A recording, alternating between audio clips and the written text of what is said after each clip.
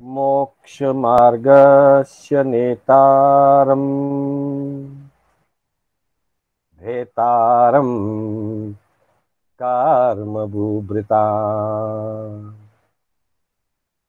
ज्ञातारम् विश्वतत्त्वानां वन्दे तद्गुणलब्धये वन्दे तद्गुणलब्धये।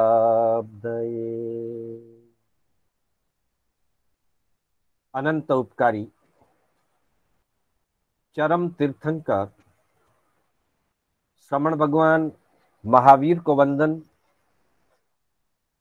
प्रभु की परंपरा में विचरण करने वाले परम आदरणीय परम उपकारी समस्त चारित्र आत्माओं को वंदन। धर्म प्रेमी बंधुओं, सुशील माताओं, बहनों, श्री कर्नाटक जैन स्वाध्याय संघ बैंगलोर के तत्वावधान में आयोजित जैन आगम कथा सार की आज 50वीं कक्षा है। मैं शांतिलाल बोहरा आप सभी का हार्दिक स्वागत एवं अभिनंदन करता हूं। हमारी कक्षा जैन आगमों में आई हुई कथाओं के आधार पर धर्म कथानुयोग के माध्यम से चल रही है। आज हम इसी कड़ी में दुख विपाक सूत्र अर्थात विपाक सूत्र का जो प्रथम श्रुत स्कंद है दुख विपाक, उसके पहले अध्ययन की चर्चा करने जा रहे हैं। बंधुओं, ज्ञानी भगवंतों ने फरमाया है, वेद पुराण कुरान पढ़ी बात मिली है दोय। वेद पुराण कुरान पढ़ी बात मिली है दोय। दुख दिया दुख होत है, सुख दिया सुख होय। अर्थात इस जगत के जितने भी धर्म ग्रंथ हैं, जितनी भी मान्यताएं हैं, उन सभी धर्म ग्रंथों की समस्त बातों का निचोड़ अगर कहा जाए तो मात्र दो बातें हैं। पहली बात है, अगर कोई जीव दूसरे जीव को दुख देता है तो उसे दुख की प्राप्ति होती है, और कोई जीव किसी दूसरे जीव को साता पहुंचाता है, सुख देता है, उसके प्रति उपकार की भावना रखता है, तो सुख देने से उसे सुख मिलता है। समस्त धर्मों का इन दो बातों में समावेश हो जाता है। दुख दिया दुख होत है, सुख दिया सुख हो। इसी बात को विस्तार से समझाने के लिए परमात्मा महावीर ने 11वें अंग सूत्र विपाक सूत्र के अंतर्गत दो श्रुत स्कंद वर्णित किए हैं। पहले श्रुत स्कंद में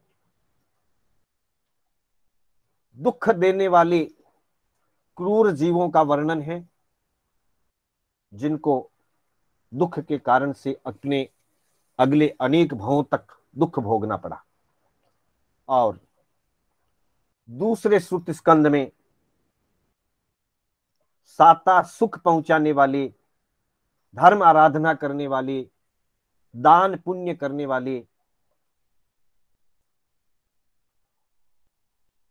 भद्र पुरुषों का वर्णन है, जिनको कालांतर में भवांतर में सुख की प्राप्ति हुई।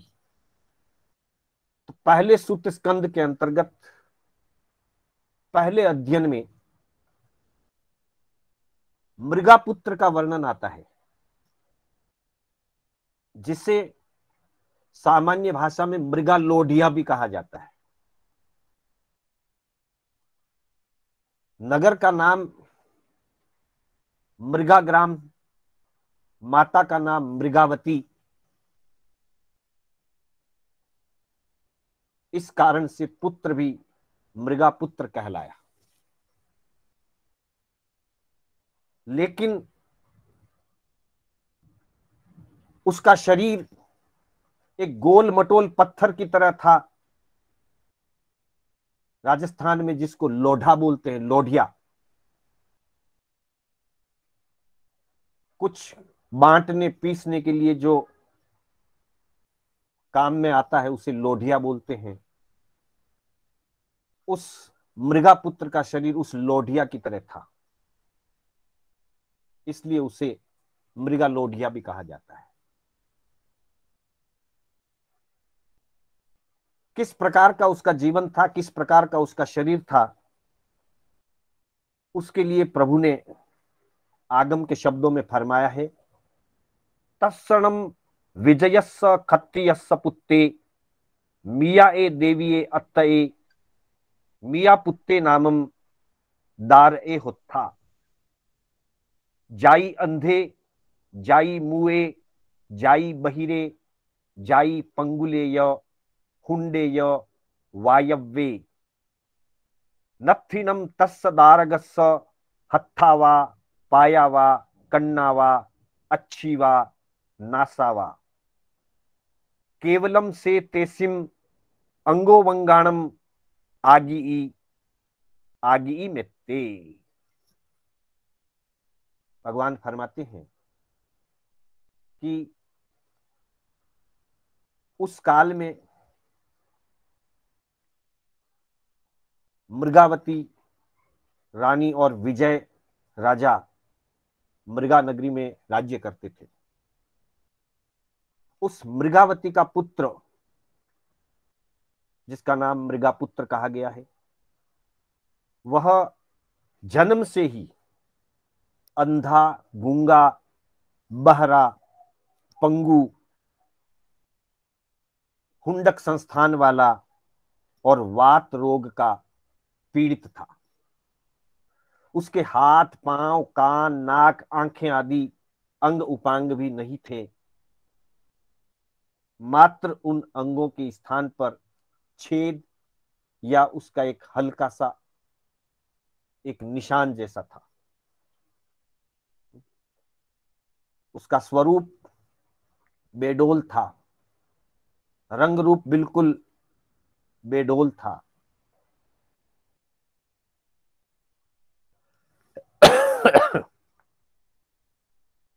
एक बार भगवान महावीर भी विचरण करते हुए उसी मृगा ग्राम में पधारे।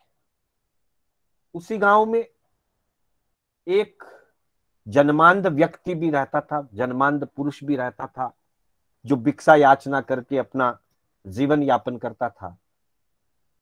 जब नगर के लोग भगवान के दर्शन करने के लिए जा रहे थे तो कुछ हलचल को सुन करके, कुछ कोलाहल को सुन करके उसने पूछा कि क्या बात है, आज नगर में इतना उत्साह क्यों है, हलचल किस बात की है। उसे पता चला भगवान महावीर नाम के कोई महापुरुष पधारे हैं, वो भी किसी एक आंख वाले व्यक्ति का हाथ पकड़ करके, उसकी लाठी पकड़ करके प्रभु के समोसरण में गया। आनंदित हुआ, हर्षित हुआ, देख नहीं सकता था, लेकिन भगवान के वचनों को सुन करके आनंदित हुआ। सभा विसर्जित होने के बाद गौतम स्वामी ने पूछा, भगवान, यह व्यक्ति जन्मांध था, फिर भी आपके दर्शन की भावना से, धर्म श्रवण की भावना से उपस्थित हुआ। क्या और भी कोई ऐसा व्यक्ति है इस नगरी में, इस गांव में, जो जन्मांध भी हो और जन्मांध रूप भी हो? जन्मांध का मतलब है जिसके आंखें तो होती है, आंखों का आकार तो होता है, पर आंखों में रोशनी नहीं होती, दिखाई नहीं देता, वो जन्मांध कहलाता है। और जिसके शरीर पर, मुख पर आंखों के स्थान पर आंखों का आकार भी बराबर ना हो, खड्डे जैसा स्थान हो, उसे जन्मांध रूप कहा जाता है। प्रभु ने गौतम स्वामी की परीक्षा का उत्तर देते हुए फरमाया कि इसी नगरी के विजय राजा और उनकी मृगावती रानी के पुत्र के रूप में एक ऐसा बालक है जो जन्मांध भी है और जन्मांध रूप भी है, जो जन्म से अंधा, बहरा, गूंगा और शरीर से बहुत ही बेडोल। इतना ही नहीं, उसके शरीर पर अंगोपांग के भी विकसित अवयव नहीं है। हाथ, पांव, नाक, कान आदि भी उसके विकसित नहीं हुए हैं। ऐसा मृगापुत्र इस नगरी में है। गौतम स्वामी ने कहा कि मैं ऐसे पुरुष को, ऐसे बालक को देखना चाहता हूं। भगवान की अनुमति लेकर के गणधर गौतम नगरी में पधारे। विजय राजा के मृगावती रानी के महलों में उपस्थित हुए। गौतम स्वामी को आया हुआ देख करके मृगावती बहुत प्रसन्न हुई।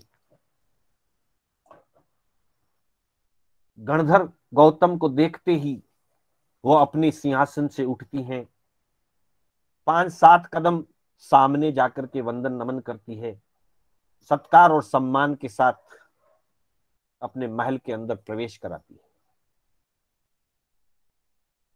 आहार पानी आदि के लिए निवेदन करती है। गौतम कहते हैं, मैं अभी आहार पानी के लिए नहीं आया हूं, मैं तुम्हारे ज्येष्ठ पुत्र को देखना चाहता हूं। मृगावती के उस मृगा पुत्र के बाद और भी संतानें हुई थी। उसमें से बड़े पुत्र को उन्होंने गौतम स्वामी के सामने खड़ा कर दिया। गौतम स्वामी ने कहा कि नहीं, मैं इसे देखने के लिए नहीं आया हूं, मैं उस कुमार को देखना चाहता हूं जो जन्मांध है, जो जन्मांध रूप है, जिसको तहखाने के अंदर रखा गया है। जिस समय इस बालक का जन्म होने वाला था, जब यह बालक गर्भ में आया, पापी जीव का प्रभाव गर्भ से ही प्रारंभ हो जाता है। मृगावती के प्रति विजय राजा का मान, सम्मान, अनुराग, व्यवहार सारा का सारा नकारात्मक हो गया। रानी विचार करती है कि मैंने ऐसा कोई अभिनय नहीं किया, मैंने ऐसी कोई पतिदेव की अवहेलना नहीं की, फिर भी ऐसा क्यों हो रहा है। चिंतन करने से उसे समझ में आ गया कि मेरे गर्भ का जो जीव है, वो गर्भ का जीव बहुत ही निकृष्ट कर्मों वाला है, बहुत ही अशुभ कर्म और पाप कर्म के उदय वाला है। उसी के प्रभाव से मेरे पति का व्यवहार इस प्रकार हो गया है। वो सोचती है कि गर्भ में ही बालक का यह प्रभाव है, तो जन्म लेने के बाद पता नहीं क्या होगा। इससे अच्छा है कि मेरा बालक गर्भ में ही मर जाए। ऐसे अशुभ विचार भी उत्पन्न हुए।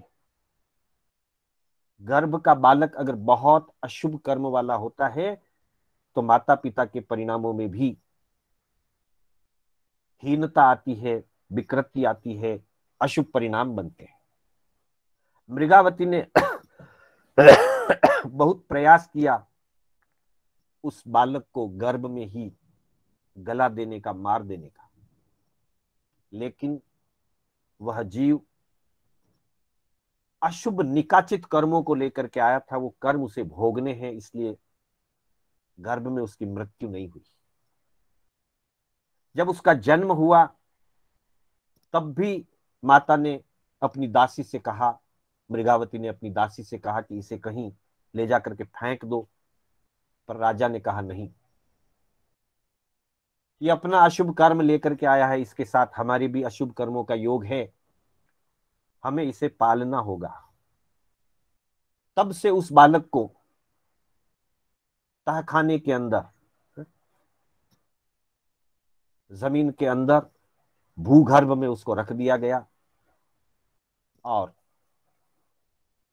तब से समय समय पर मात्र उसके लिए आहार पानी की व्यवस्था रानी और एक दासी के माध्यम से होती थी। किसी को सूचना नहीं दी गई कि इस प्रकार का बालक है। लेकिन आज गौतम स्वामी आकर के कहते हैं कि मैं उस बालक को देखना चाहता हूं जिसके शरीर का अंग उपांग, आंख नाक कान बराबर नहीं है और जिसे तहखाने में रखा गया है। मृगावती समझती है कि कोई ज्ञानी पुरुष, विशिष्ट ज्ञानी पुरुष पधारे हैं, उसी के कारण से ये बात इनको पता चली है। तब वो गौतम स्वामी को लेकर के उस तहखाने की तरफ चलती है। मुंह पर कपड़ा बांध करके वो तहखाने का दरवाजा खोलती है। साथ ही भोजन की व्यवस्था एक गाड़ी नुमा छोटे से यंत्र में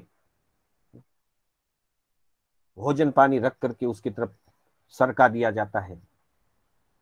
वह बालक तीव्र क्षुधा वेदनीय कर्म वाला था, वात रोगी था। जैसे ही आहार दिखा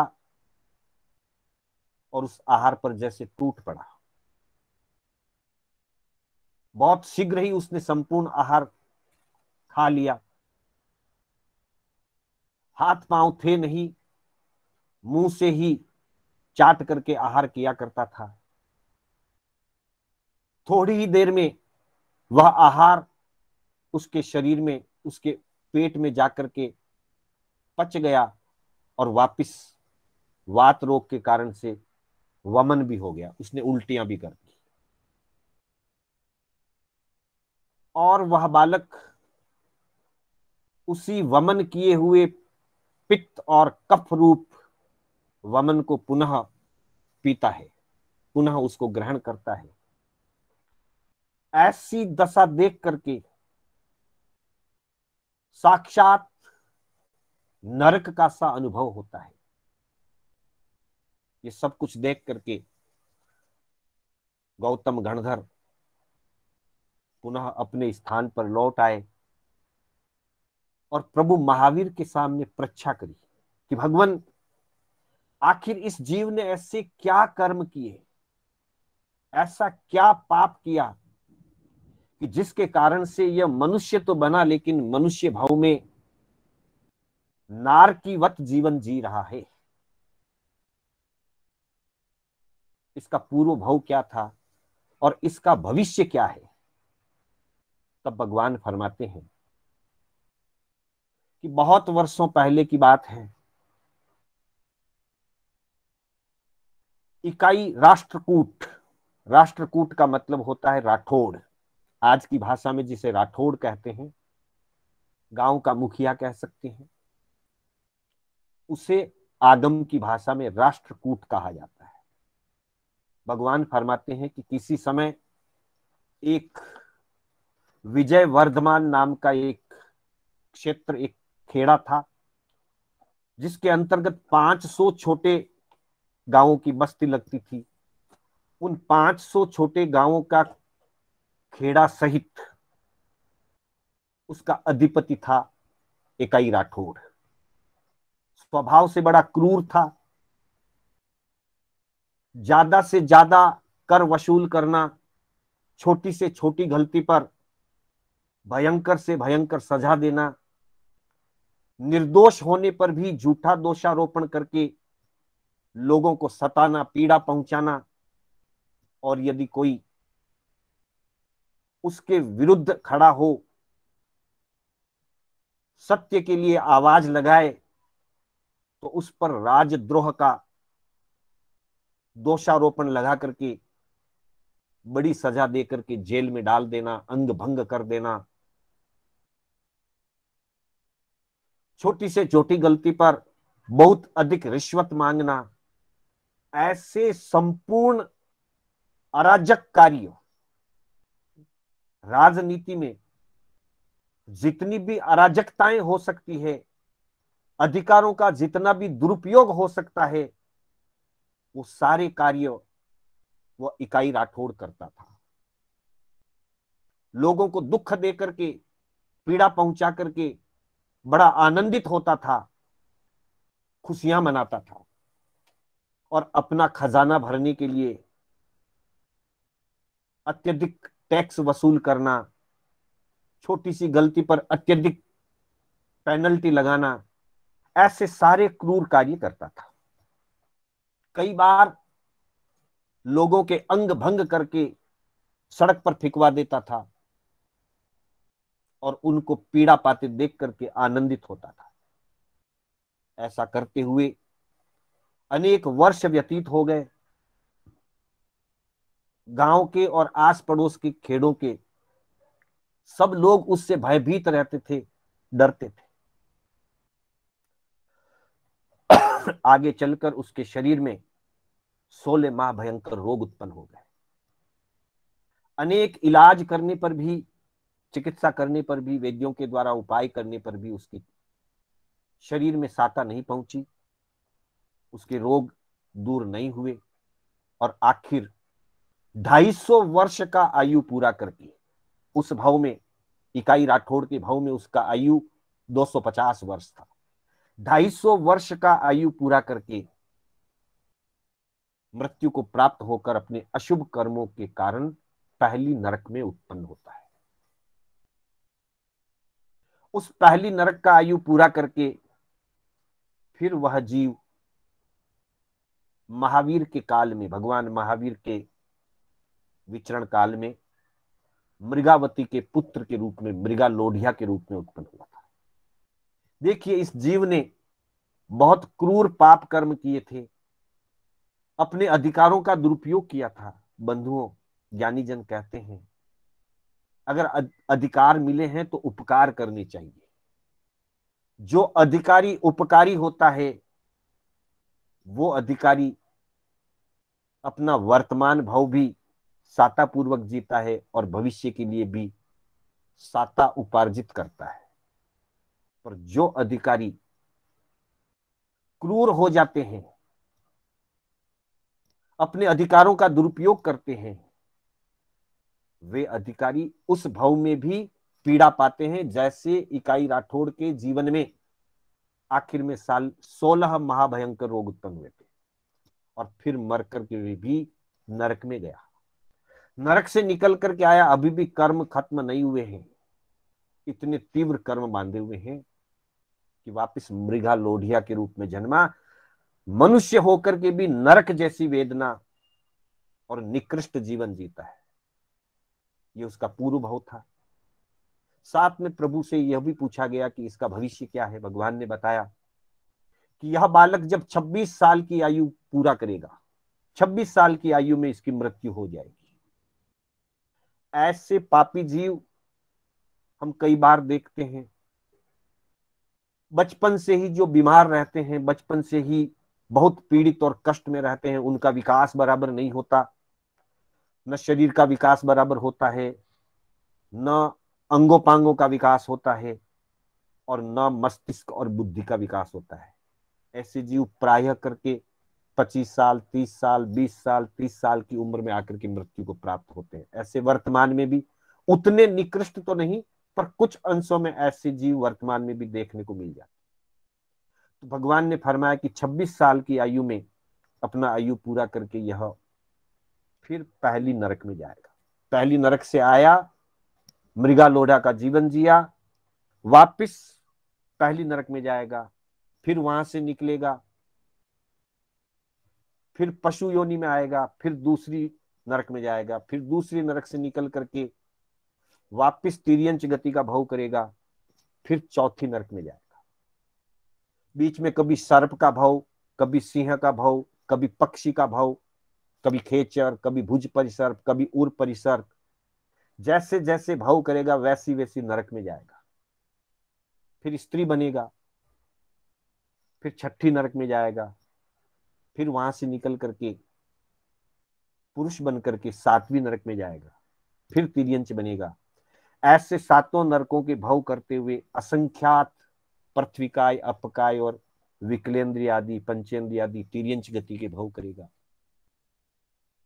लाखों करोड़ों अनगिनत भव करते हुए अपने पापों का फल भोगता रहेगा, और तब जाकर के पुनः इसके जीवन की कुछ ऊंचाई प्रारंभ होगी, और तब यह जीव एक बार मनुष्य बनेगा, आर्य भूमि में भव्य पुरुष के रूप में जन्म लेगा। वहां युवावस्था में ही धर्मोपदेश सुन करके विरत होकर के दीक्षा लेगा, और दीक्षा पालन करके प्रथम देवलोक में जाएगा। फिर प्रथम देवलोक का आयु पूरा करके महाविद्य क्षेत्र में जन्म लेकर के वहां भी संयम का पालन करेगा और मोक्ष जाएगा। बंधुओं देखिए, जीव मोक्षगामी है, भवी है, लेकिन पूर्व जन्मों में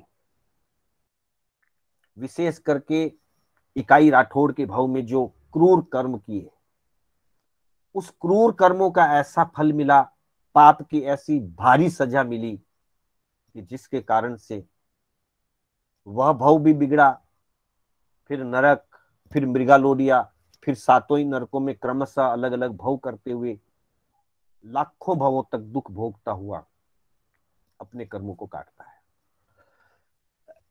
इस कथा से यही शिक्षा मिलती है कि जीव चाहे भवी हो, कालांतर में भले मोक्षगामी भी है, लेकिन संसार परिभ्रमण काल में किसी भी भाव में अगर क्रूर कर्म कर लेता है, भयंकर अशुभ कर्मों का बंध कर लेता है, तो उसके असंख्यात भव बढ़ते हैं, और उन असंख्यात भवों में वो दुख भोगता हुआ, पीड़ा भोगता हुआ अपना काल व्यतीत करता है। वही जीव अगर धर्म के कार्य करता, पुण्य के कार्य करता, तो मोक्ष तो जिस दिन जाना है उस दिन जाएगा, पर बीच का काल साता पूर्वक व्यतीत हो सकता है। तो बंधुओं, ऐसे जीवों के वर्णन को सुन करके हमें ये बात निश्चित रूप से अपने जीवन के साथ जोड़ लेनी है कि हम कभी भी अपने अधिकारों का दुरुपयोग नहीं करेंगे। किसी भी दूसरे जीवों के साथ हम क्रूरता का व्यवहार नहीं करेंगे, कटुता का व्यवहार नहीं करेंगे। हो सकेगी तो साता पहुंचाएंगे, उपकार का काम करेंगे, नहीं होगा तो कम से कम असाता और वेदना नहीं देंगे। इतना भी अगर जीवन में हमने कर लिया तो यह आगम के कथानक सुनना हमारे लिए सार्थक हो जाएगा।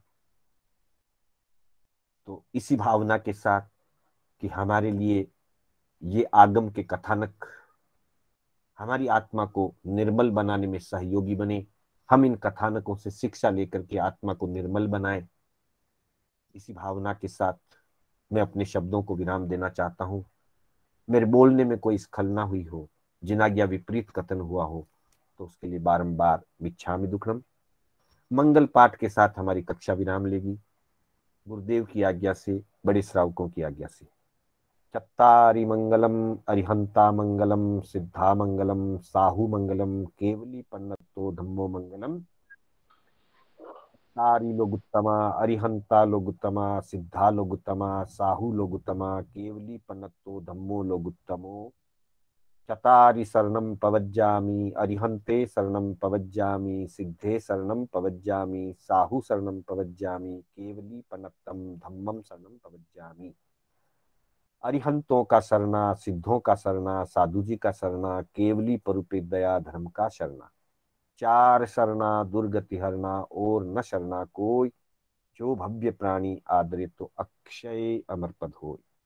श्रवण भगवान महावीर स्वामी की जय, समस्त चारित्रात्माओं की जय, अति के सादर जय।